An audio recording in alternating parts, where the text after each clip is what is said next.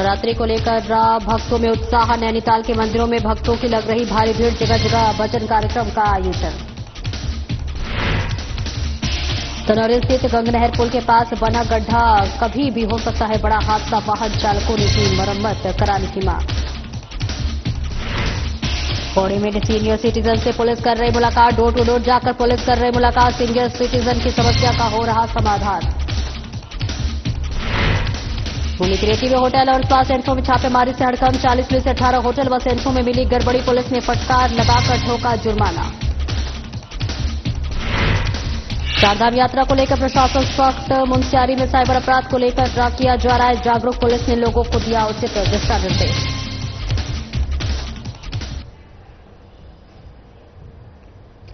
नमस्कार, स्वागत है आपका और मैं हूं आपके साथ सपना दीपक मंदेशिया। बुलेटिन का आगाज करेंगे। नैनीताल में नवरात्रि के पर्व पर जगह जगह भजनों का कार्यक्रम किया जा रहा है। मंदिरों में माता रानी के दर्शन के लिए भक्तों की भीड़ नजर आ रही है। वहीं मां नैना देवी मंदिर में स्थानीय लोगों और पर्यटकों ने हनुमान चालीसा पाठ किया, जिसमें सैकड़ों की संख्या में लोगों ने भाग लिया और हनुमान चालीसा का पाठ पढ़ा। हनुमान चालीसा पाठ के बाद हनुमान भक्त संगठन के सदस्यों ने जय श्री राम सेवा दल के सदस्यों के साथ मिलकर बूंदी का प्रसाद भी वितरित किया। भक्तों ने हनुमान भगवान से अपनी मनोकामना मांगकर आशीर्वाद लिया और इस दौरान नैना देवी मंदिर जय श्री राम के नारों से गुंजायमान रहा।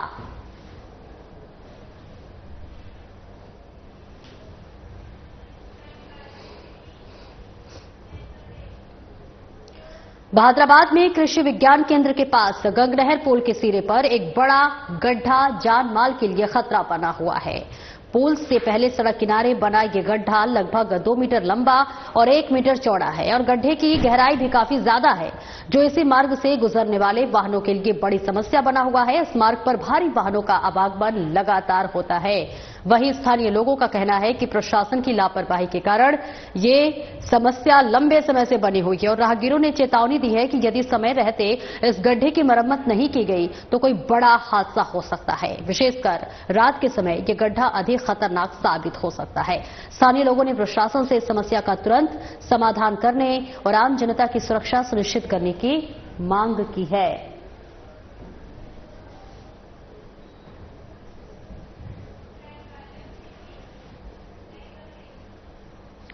और पौड़ी एसएसपी लोकेश्वर सिंह के निर्देश पर जनपद के समस्त थाना और चौकी प्रभारी अपने अपने थाना क्षेत्र अंतर्गत गांव और मोहल्लों में निवासरत सीनियर सिटीजन, गरीब और असहाय लोगों के डोर टू डोर जाकर उनसे मुलाकात कर रहे हैं और साथ ही उनकी समस्याओं के बारे में जानकारी लेकर उनकी समस्याओं का मौके पर ही निस्तारण करने के प्रयास कर रही है। और वहीं थाना थलीसैड़ और थाना रिखड़ी खाल पुलिस टीम ने अपने अपने थाना क्षेत्र अंतर्गत आसपास गांव में जाकर सीनियर सिटीजन, गरीब और असहाय लोगों से मुलाकात की, साथ ही उनसे उनकी समस्याओं के बारे में जानकारी ली। और इस दौरान पुलिस टीम ने गरीब लोगों को खाद्य सामग्री किट वितरण की, साथ ही लोगों से किसी भी प्रकार की समस्या होने पर पुलिस को सूचित करने के लिए प्रेरित किया।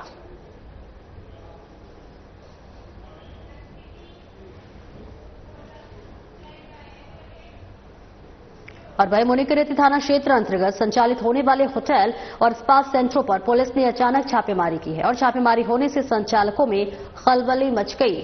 एक के बाद एक होटल और स्पा सेंटर में पुलिस की टीम पहुंची तो संचालक जांच को लेकर असहज नजर आए। पुलिस ने चेकिंग की तो 18 होटल और स्पा सेंटरों में नियमों का उल्लंघन होता हुआ पाया गया। पुलिस ने पहले संचालकों को फटकार लगाई और फिर उन पर चालान काट जुर्माना लगाया। जहां मुनिकरेती के इंस्पेक्टर प्रदीप चौहान ने बताया कि पुलिस कप्तान आयुष अग्रवाल के निर्देश पर चेकिंग अभियान चलाया गया। 40 होटल और स्पा सेंटरों में छापेमारी की गई। इस दौरान 18 होटल और स्पा सेंटरों में नियमों की अनदेखी पुलिस ने पकड़ी। फिलहाल चालान का जुर्माना लगाया गया है। यदि सप्ताह भर में नियमों का पालन नहीं किया गया तो संचालकों के विरुद्ध मुकदमा भी दर्ज किया जाएगा। इंस्पेक्टर ने बताया है कि मुख्य रूप से पुलिस का फोकस सीसीटीवी कैमरों के लगाने पर बना हुआ है और इसके अलावा स्पा सेंटर में क्रॉस मसाज न हो, इस पर भी फोकस है।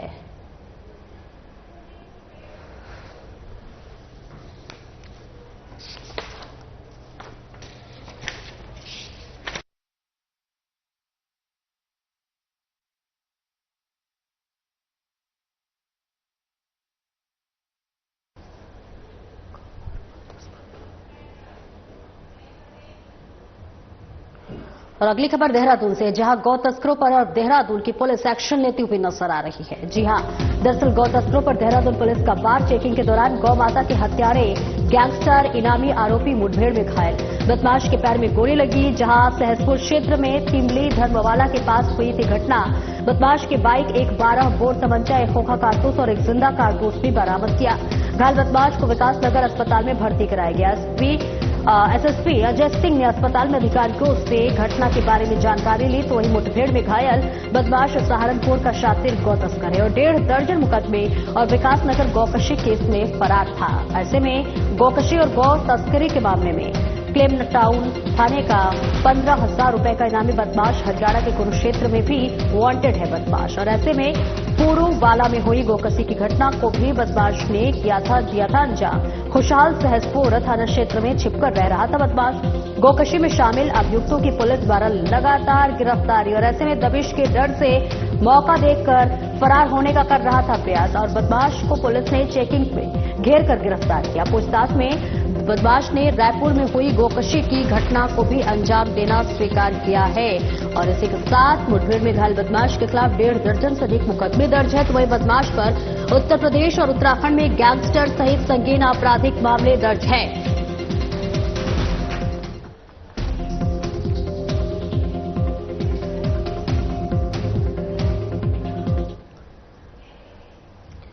और ऋषिकेश पुलिस ने टप्पेबाज पति पत्नी को खांड गांव तिराहे से गिरफ्तार किया है। आरोपियों के कब्जे से पुलिस ने 1 लाख रुपए नकद बरामद किए। फिलहाल पुलिस ने आरोपियों को मुकदमा दर्ज करने के बाद कोर्ट के आदेश पर जेल भेज दिया है।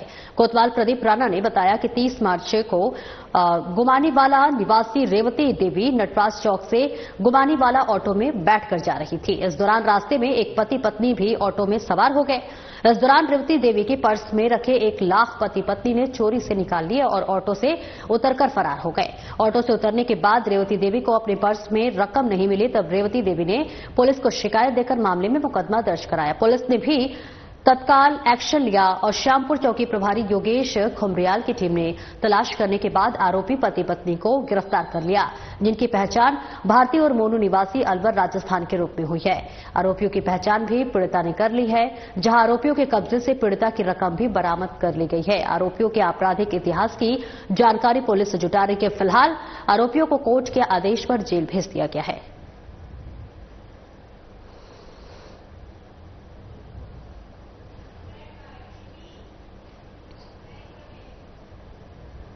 और पुलिस अधीक्षक रेखा यादव ने सभी क्षेत्रीय अधिकारियों को चारधाम यात्रा, कैलाश मानसरोवर यात्रा और साइबर अपराधों के बारे में लोगों को जागरूक करने के निर्देश दिए हैं, जिसके चलते थानाध्यक्ष मुंसियारी अनिल आर्या ने ग्राम जयंती में रात्रि चौपाल लगाकर विशेष जागरूकता अभियान चलाया। और इस दौरान बता दें कि उन्होंने आगामी यात्रा सीजन के दौरान धोखाधड़ी के मामलों जैसे कि फर्जी यात्रा, वेबसाइट्स, हेली बुकिंग, यात्रा पैकेज आदि के बारे में स्थानीय निवासियों को विस्तृत जानकारी दी। पुलिस टीम ने ग्रामीणों को जागरूकता पंपलेट भी वितरित किए और साथ ही यातायात नियमों, सड़क दुर्घटनाओं, नशे के दुष्परिणाम, महिला अपराध, साइबर अपराध आदि के बारे में भी जागरूक किया। इसी के साथ अभियान के दौरान पुलिस ने लोगों की समस्याओं को भी सुना और उनकी समस्याओं का जल्द से जल्द निस्तारण करने का आश्वासन भी दिया।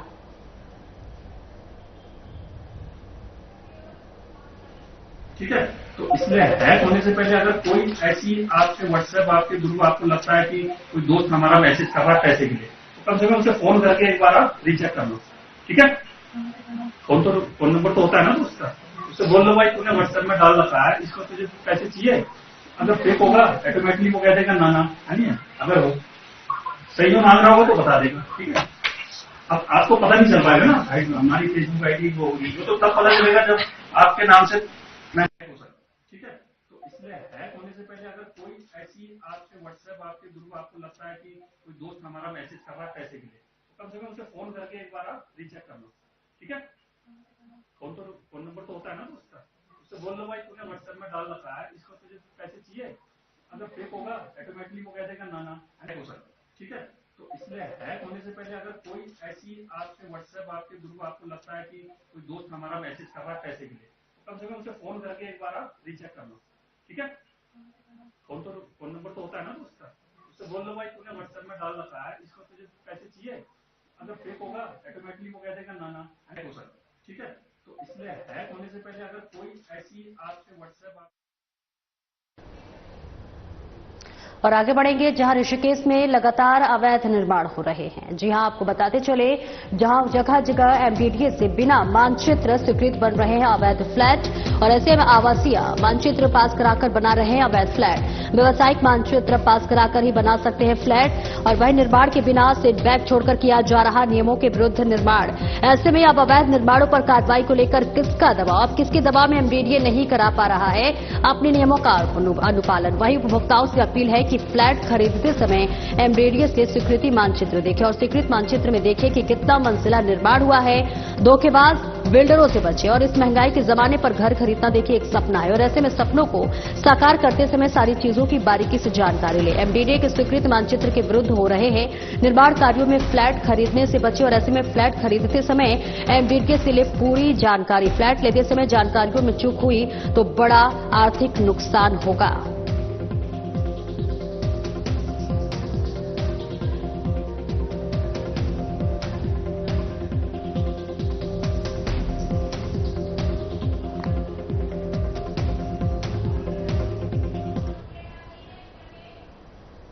और इस खबर पर ज्यादा जानकारी के लिए उत्तराखंड से हमारे ब्यूरो चीफ कमल शर्मा हमारे साथ जुड़े हैं। कमल, देखिए लगातार अवैध निर्माणों की खबरें लगातार सामने आती है और ऐसे में ये कौन लोग हैं और किस तरह से ये निर्माण कर रहे हैं? हाँ, सपना कहें तो लगातार हम जनहित में लोगों को इसकी जानकारी देते रहते हैं और हम देख रहे हैं कि ऋषिकेश एक ऐसा संवेदनशील इलाका बन गया है। अगर हम बात करें अवैध निर्माण को लेकर तो वहां पर लगातार हम देखते रहते हैं कहीं ना कहीं जो एमडीडीए के नियम होते हैं उसका पालन नहीं किया जाता। अब ये किसका इतना दबाव होता है जो एमडीडीए के अधिकारी भी उस नियम का पालन नहीं करते? क्या होता है? राजनीतिक दबाव है, कौन सा दबाव है, क्या चीजें हैं? और गले कूचे में हम देखते रहते हैं, गले कूचे में वहां पर निर्माण चल रहे हैं जिसके लिए कोई नियम कानून नहीं है, कुछ नहीं है। लगातार निर्माणों की संख्या हम देखते रहते हैं बढ़ती रहती है और सबसे बड़ी स्थिति वहां हम देखते हैं कि अगर आप नियम से काम करें तो वहां पर जो व्यवसायिक दो तरह के नक्शे एमडीडीए के पास होते हैं। एक होता है आवासीय और एक होता है व्यवसायिक। आवासीय में आप अपना घर बना सकते हैं, अपने रहने के लिए कर सकते हैं और आपको व्यवसायिक कोई कमर्शियल काम करना है, फ्लैट्स बनाने हैं, हॉल्स बनाने हैं, रेंटल कोई कार्यक्रम करना है, चीजें बनानी है, तो उसके लिए आपको व्यवसायिक नक्शा पास मानचित्र एमडीडीए स्वीकृत कराना पड़ेगा, तब आप वो काम करेंगे। लेकिन हम वहां देखते हैं पहले तो कोई बड़े बड़े निर्माण हो जाते हैं, कोई उनका नक्शा पास नहीं होता। अगर किसी का होता भी है तो आवासीय घर बनाने के नक्शे पास होता है और उस पर व्यवसायिक निर्माण बड़े बड़े फ्लैट करा दिए जाते हैं जो कि नियमों के विरुद्ध है। तो इसके लिए हम लगातार हम उपभोक्ताओं कहते रहते हैं जो क्योंकि घर लेना एक बहुत बड़ा सपना होता है इस महंगाई के जमाने में। हम लगातार अपनी बात करते रहते हैं, कहते रहते हैं कि आप जहां भी अपना फ्लैट्स लें पूरा जानकारी जुटाएं और एमडीडीए विभाग भी अलग अलग जगह होता है, पूरी जानकारियां ऑनलाइन भी मिलती हैं, आप डिपार्टमेंट से भी जाके ले सकते हैं कि जिससे कि हम फ्लैट ले रहे हैं वो एमडीडीए से उसका मानचित्र पास है या नहीं है और अगर नक्शा पास है तो उसमें कितना है, मतलब कितने मंजिल उसका पास है, कितना उसने सेटबैक छोड़ा हुआ है उसके, क्योंकि आपको एक घर एक ही बार लेना होता है और बड़ा महंगा घर लेना होता, महंगा बहुत है आजकल। तो आप जब सब जानकारी जुटा के करें नहीं तो कहीं ना कहीं आपको नुकसान हो सकता है कि उसको डिपार्टमेंट से वो नक्शा पास है नहीं है, आवासीय में पास है या व्यवसायिक में पास है, ये सब जानिए। अगर आवासीय में आप फ्लैट खरीदें और व्यवसायिक में फ्लैट बना दिया तो आप कम दरों में भी खरीदें, बताएं कि आपका नक्शा पास नहीं है, हमने एमडीडीए से जानकारी लिया, तो आपको उचित दाम भी मिलेंगे और साथ ही उसको ये भी पता चलेगा कि इनको जानकारी है। और ऐसे लोग जो लगातार उपभोक्ताओं से धोखेबाजी करते हैं वो भी कहीं ना कहीं नहीं टिक पाएंगे, नहीं अपना व्यापार कर पाएंगे। तो लगातार हमारे रहते हैं और हम लगातार इस चीज को बताते हैं उपभोक्ताओं को। जब भी आप फ्लैट लोगों की एक बहुत बड़ा सपना होता है कि महंगाई के में आप पूरी जानकारियां जुटाएं तब आप अपने फ्लैट्स लें ताकि आपको भविष्य में भी कभी दिक्कतों का सामना करना पड़े, क्योंकि नियम कानून सरकार के चीज चलती रहती है। आज आपने चीज ले ली और वो नियम के तहत काम नहीं है तो 5 साल 10 साल बाद अगर दिक्कतें आएंगी तो बहुत बड़ी परेशानी होगी। इसलिए आप जब भी फ्लैट खरीदे पूरी इसकी जानकारी जुटाएं, एमडीडीए से उसका सिर्फ चीजों का पता करें, जब आपको संतुष्ट हो तभी आप फ्लैट लें। और क्योंकि अधिकतर नियमों के विरुद्ध बन रहे हैं, किसी भी प्रकार का वहां पर अवैध भी हैं, इसलिए सब जानकारी जुटा के अपने वहां घर ले। और लगातार हम देखते रहते हैं कि लोगों को जानकारी देते थे कि अवैध बिल्डरों की, अवैध फ्लैटों की लगातार बढ़ते जा रहे हैं और एमडीडीए इसके किस दबाव में वहां लगातार कार्रवाई नहीं करता, ऐसे कौन से कारण है। इस पर एमडीडीए और स्थानीय प्रशासन का क्या कुछ कहना है कि इससे रिलेटेड कितनी शिकायतें इनके पास आई हैं और क्या कुछ उनका रुख है? हाँ सपना, इसमें प्रशासन है क्योंकि एक अथॉरिटी है। उत्तराखंड में 13 जिले हैं तो 13 जगह अलग अलग अथॉरिटी बनाई गई है। अगर हम ऋषिकेश की बात करें, ये देहरादून मसूरी विकास प्राधिकरण में आती है। और अगर हम बात करें टिहरी की, टिहरी विकास प्राधिकरण है। सब जगह अलग अलग विकास प्राधिकरण होता है और उनके अनुसार ही यहाँ पर अलग अलग अथॉरिटी देखती है। तो ऋषिकेश की जो अथॉरिटी है वो मसूरी देहरादून विकास के प्राधिकरण में, और लगातार हम चीजें बताते हुए लगातार चलता भी रहता है कार्रवाइयां, पर वो कार्रवाइयां कहीं ना कहीं ना के बराबर होती हैं। कई दबाव आते हैं, वही हम कहते हैं कि ऐसा कौन सा दबाव है जो एमडीडीए अपने नियमों का पालन नहीं करा पा रहा है। और आप नियमों का पालन कराएं, ये आपकी जिम्मेदारी है। आप विभाग में आपको जिम्मेदारी दी गई है, पर किस ऐसा कौन सा दबाव आ जाता है, क्या ऐसा कौन सा ऐसा लालच है या कौन से बड़े राजनीतिक या छोटे भैयों का दबाव है जिससे एमडीडीए नियमों का पालन नहीं कर पा रहा। और ऐसे लोग जो कुकुर मुत्ते की तरह अवैध फ्लैट बना रहे हैं वो लगातार यहाँ पर बढ़ते जा रहे हैं। यह एक बहुत बड़ी चिंता का विषय है। बिल्कुल, जो लोग ये फ्लैट खरीद रहे हैं, खासतौर से जितने भी लोग इन लोगों ने फ्लैट खरीद लिया या फिर जो खरीदने के लिए सोच रहे हैं, उनको किस तरह की परेशानी हो रही है? क्या उन्हें पता है कि ये अवैध रूप से निर्माण इसका किया गया है? हाँ, मैं आपको बताया ना, मैंने कहा जब आप कोई फ्लैट खरीदने जाता है तो पहले पूरी जानकारी जुटा ले, क्योंकि फ्लैट जो बना देते हैं वो अपना नक्शा देते हैं। आप एमडीडीए से जो अथॉरिटी हो तो नक्शा देखें किस हिसाब से बना हुआ है, उस हिसाब से उसके दाम लगाएं, ताकि एक तो आपको चीज सही मिलेगी। और सबसे बड़ी बात है कि जब आप सही जगह मकान खरीदेंगे, फ्लैट खरीदेंगे तो आपके भविष्य के लिए भी है, उसके रेट भी बढ़ेंगे, उसको आगे कहीं दिक्कतें आएंगी तो कहीं ना कहीं आप उनकी बिल्डर्स की कहीं शिकायत भी कर सकते हैं, क्योंकि वो नियम विरुद्ध नियम के काम किया गया। जहां नियम विरुद्ध आपने कई चीजें खरीद ली, कई चीजों में दिक्कतें आएगी तो ना आपको बिल्डर मिलेगा ना कुछ मिलेगा। और आप देख सकते हैं लगातार लोग भटकते रहते हैं, एनसीआर हो, नोएडा हो, कितनी परेशानियां लोगों को पड़ी हैं। लोग कितने खाए, उनको अभी तक कहीं लोगों को कमरे नहीं मिल पाते, कहीं उनको बहुत दिक्कतें आती हैं। तो यही उपभोक्ताओं से हमारा कहना है कि आप जब फ्लैट्स खरीदें, क्योंकि घर एक बहुत बड़ा सपना होता है आदमी का, लाइफ में एक ही बार अपना घर बनाया जाता है। जब भी आप खरीदें पूरी जानकारी जुटाएं जिससे आपको आर्थिक नुकसान भी ना हो, और आपको कहीं भी दिक्कतें आए तो उसकी आप शिकायतें अथॉरिटी में भी कर सकते हैं कि ऐसे ऐसी चीजें क्या चीज। तो इसीलिए हमारा ये कहना है कि जब भी आप फ्लैट खरीदें अवैध ना खरीदें, पूरी जानकारियां जुटा के खरीदें, ताकि आपको आगे भविष्य में किसी प्रकार की परेशानियों का सामना न करना पड़े।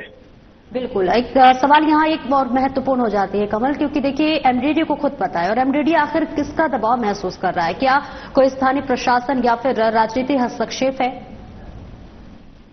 हाँ, मैं वही कह रहा हूँ, सबसे बड़ी बात है कि वही हमारा कहना है कि अगर राजनीतिक हस्तक्षेप है, किसका हस्तक्षेप है?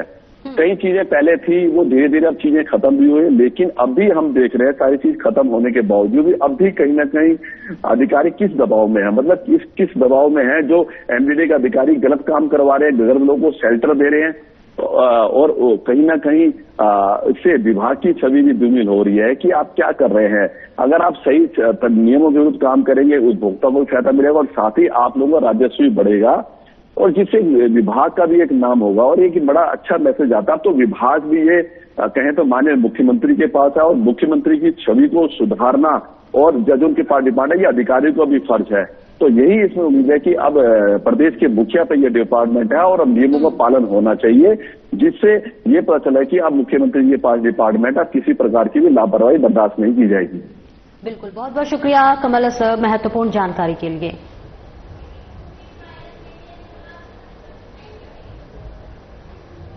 और अगली खबर की रुख करेंगे, जहां चारधाम यात्रा की शुरुआत होने वाली है तो वहीं अब वायरस ने दस्तक दे दी है। जी हां, चारधाम यात्रा शुरू होने से पहले ही घोड़े और खच्चरों में वायरस फैल रहा है। घोड़े खच्चरों में इन्फ्लुएंजा वायरस पाए जाने से हड़कंप मचा हुआ है। दर्जन भर घोड़े खच्चरों को क्वारंटाइन किया गया, और ऐसे में घोड़े खच्चरों में इन्फ्लुएंजा को लेकर पशुपालन मंत्री सौरभ बहुगुणा अलर्ट हैं। मामले का मंत्री सौरभ ने शीघ्र ही संज्ञान लिया है। हालात काबू में है, ऐसा बयान मंत्री सौरभ बहुगुणा का है, जिसमें रजिस्ट्रेशन हेल्थ कैंप के दौरान घोड़ों में पाया गया वायरस और वहीं घोड़ों खच्चरों के पॉजिटिव होने पर 2 हफ्तों के लिए किया जाएगा क्वारंटीन। 2 हफ्तों के बाद भी फिर से घोड़ों खच्चरों की होगी जांच और पूरी तरह ठीक होने तक संक्रमित घोड़ों का नहीं होगा रजिस्ट्रेशन। फिटनेस प्रमाण पत्र वाले घोड़ों और खच्चरों का ही होगा रजिस्ट्रेशन। ऐसे में वायरस की रोकथाम के लिए किए जा रहे कड़े और बड़े इंतजाम। यात्रा पर आने वाले घोड़े खच्चरों की कराई जाएगी इन्फ्लुएंजा जांच, जहां घोड़ों खच्चरों की ठीक हो जाने और इन्फ्लुएंजा नेगेटिव आने के बाद ही यात्रा रूट पर जाने की मिलेगी अनुमति। देखिए, बड़ी खबर आपको बता रहे, जहां पर चारधाम यात्रा की देखिए शुरुआत होने वाली है, उसके पहले ही ऑनलाइन रजिस्ट्रेशन भी शुरू हो गए हैं। लेकिन ऐसे में देखिए वायरस जो है वो फैलता हुआ नजर आ रहा है, जहां चारधाम यात्रा शुरू होने से पहले ही घोड़े और खच्चरों में लगातार वायरस फैलता हुआ नजर आ रहा है। घोड़े खच्चरों में इन्फ्लुएंजा वायरस पाए जाने से हड़कंप मचा हुआ है। दर्जन भर घोड़े खच्चरों को फिलहाल क्वारंटीन कर दिया गया है। जो भी जितनी भी जांच है सब कुछ अब किया जाएगा। और सबसे पहले और सबसे महत्वपूर्ण बात आपको बताते चले कि जो लोग पहले से ही रजिस्ट्रेशन कर रहे हैं फिलहाल, उसके लिए अभी फिटनेस का जांच होगा। प्रमाण पत्र मिलने के बाद ही घोड़े खच्चरों का रजिस्ट्रेशन होगा और ऐसे में वायरस की रोकथाम के लिए बहुत बड़े और कड़े इंतजाम किए जा रहे हैं। उसी के साथ साथ 2 बहुत महत्वपूर्ण जिले जो हमारे कोटद्वार और हरिद्वार, इन जिलों को भी हम बहुत यहाँ पे स्क्रीनिंग को वो करेंगे, प्राथमिकता देंगे, क्योंकि काफी घोड़े इस रूट से भी हमारे रुद्रप्रयाग जाते हैं। तो हमने यूपी सरकार को भी एक लेटर लिखा है कि कोई भी घोड़ा जो वहां से आएगा, जब तक वो इन्फ्लुएंजा फ्री का सर्टिफिकेट सरकारी नोटिफाइड एजेंसी से नहीं लाएगा, तब तक हम उसको यहां पर एंट्री नहीं देंगे। हुआ है बहुत पहले 2009 में, लगभग 16 साल होने को आ गए हैं। उस वक्त यात्रा के दौरान ये इन्फ्लुएंजा फैला था घोड़ों में और उसको उस वक्त कंटेन करना बहुत मुश्किल हो गया था, जो मुझे अधिकारियों ने बताया। और उस वक्त 150 से 170 के आसपास, जो एग्जैक्ट नंबर मेरे पास नहीं है, लेकिन लगभग 150 टू 170 के बीच में डेथ हुई थी। अच्छी बात यह है कि हमको आज 30 दिन पहले ही इसकी खबर मिल गई है। हमने एक पूरा व्यापक अभियान चलाएंगे और इसको कोशिश करेंगे कि जो भी घोड़ा यात्रा के रूट पे रजिस्ट्रेशन के लिए जाएगा वो इन्फ्लुएंजा फ्री होगा। अभी जो इन्फ्लुएंजा पॉजिटिव मिले थे उसमें से काफी रिकवर भी कर गए हैं, लेकिन फिर भी प्रिकॉशनरी, क्योंकि ये फैलता बहुत तेज है, ये कोविड जैसा ही है, ये फैलता बहुत तेज है। जैसे हमारी लंपी स्किन डिजीज फैली थी, उसी तरीके से वायरस है। तो हम कोई चांस नहीं लेना चाहेंगे यात्रा रूट में। हम नहीं चाहते कि यात्रा रूट में कोई इफेक्ट हो हमारा श्रद्धालु या हमारे घोड़ों की डेथ रेट बढ़े। तो हमने इसको व्यापक अभियान चलाना है स्क्रीनिंग का। हमने Indian institute of veterinary sciences जो हमारा मुक्तेश्वर में है, उससे भी टाई अप किया है। जो भी घोड़ा का रिजल्ट पॉजिटिव आएगा स्क्रीनिंग के बाद, उनको हम रिपोर्ट भेजेंगे मुक्तेश्वर में, और 500 से 600 सैंपल्स पर डे चेक करने की उनकी क्षमता है। और 2 से 3 घंटे में उसकी रिपोर्ट आती है। तो जो भी घोड़ा पॉजिटिव मिलेगा उसको हम क्वारंटीन करेंगे और फिर 2 हफ्ते बाद रीटेस्ट करेंगे। अगर पॉजिटिव से हट गया, नेगेटिव हो गया, तो उसको यात्रा रूट में जाने देंगे। उसी के साथ साथ रुद्रप्रयाग डीएम को भी एक स्ट्रिक्ट इंस्ट्रक्शंस दिए गए हैं कि 2 क्वारंटीन सेंटर्स रुद्रप्रयाग में भी वहां पे बनाएंगे केदारनाथ यात्रा को देखते हुए, ताकि जस्ट इनकेस अगर कोई ऐसा केस आ जाए कि वहां पे भी इन्फ्लुएंजा की शिकायत आती है, तो हम उन घोड़ों को कोटमा में और जो फाटा में हमारी इन्फर्मरी है उसको हम क्वारंटीन सेंटर में चेंज करेंगे और वहां पे घोड़ों को रखा जाएगा। स्टार्टिंग पॉइंट मैंने आपको बताया कि जो हम रजिस्ट्रेशन के छोटे छोटे कैंप्स लगाते हैं, तो उसमें यही फायदा होता है कि हम उसका हेल्थ चेकअप और उसका रजिस्ट्रेशन दोनों उस कैंप में करते हैं। तो जब हम हेल्थ चेकअप कर रहे थे तो हमने 422 घोड़ों में ऐसे ही सिम्टम्स पाए, जिसके फिर हमने उसको सैंपलिंग के लिए भेजा, और सैंपलिंग में भेजने के बाद जो है उसकी सीरोलॉजी रिपोर्ट जो आई वो कंफर्म करती है कि इन्फ्लुएंजा है उसको। तो क्योंकि हमारे कैंप्स लग रहे थे, क्योंकि उससे हमको ये पता चल गया और उससे हमारी यात्रा को कहीं इफेक्ट ना हो लेटर, क्योंकि जैसे मैंने आपको बताया फैलता बहुत तेजी से है। तो अगर बहुत बाद में हमको पता चलता या रजिस्ट्रेशन के टाइम पता चलता घोड़ों को, तब यात्रा में बहुत ज्यादा घोड़ों का भी नुकसान होता और हमारी यात्रा को भी प्रॉब्लम होती। तो अधिकारियों को भी बधाई दूंगा कि लगातार उन्होंने धरातल पे रह के जो सरकार की सोच है कि कैंप्स लगा के मेडिकल चेकअप होने चाहिए, उसको धरातल पे उतारा, और उसी का नतीजा है कि आज ये सच्चाई हमारे सामने इतनी जल्दी आ गई और इसको हम फैलने से रोक पाएंगे। में नहीं होता है, ये सिर्फ एनिमल टू एनिमल ही स्प्रेड करता है, इसमें ह्यूमन इन्फेक्शन कोई नहीं है। फिलहाल इस बुलेटिन में इतना ही। दीजिए इजाजत, नमस्कार।